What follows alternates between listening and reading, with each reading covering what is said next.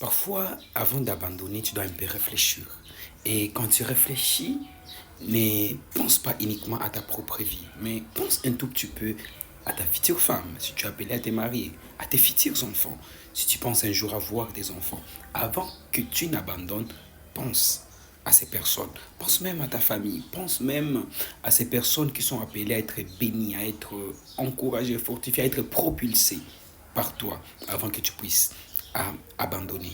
Bien-aimé, ça ne sera pas facile, mais persévère.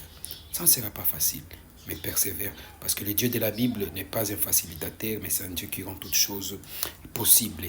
Et à chaque fois que Dieu nous accordera des possibilités, on essayera, on foncera. Comme je l'ai dit hier, on n'est pas grand, mais on les devient. Les grands d'aujourd'hui n'étaient pas grands forcément hier. Alléluia. Par la plupart de ceux-là qui sont grands aujourd'hui, si tu les regardes dans leur vie d'hier, c'était les hommes les plus faibles. Ce sont les hommes que quand on les regardait, on ne pensait même pas que pour eux, la vie pourrait être meilleure. Donc, n'abandonne pas, mais persévère. Si tu veux abandonner, pense et à ta femme, pense à tes futurs enfants. Hein? Tu n'aimerais pas que tes enfants puissent souffrir comme toi tu as souffert. Tu n'aimerais pas aussi que ta femme puisse souffrir comme toi tu as souffert. C'est pourquoi aujourd'hui, mon frère, bats-toi. Ce n'est pas pour rien que Dieu a fait de nous des hommes. C'est pas pour rien. Alors bats-toi, fonce, fonce. Tu es de la race des vainqueurs. Tu es un champion. Tu es un héros. Sois ton propre motivateur et avance. Que Dieu vous bénisse.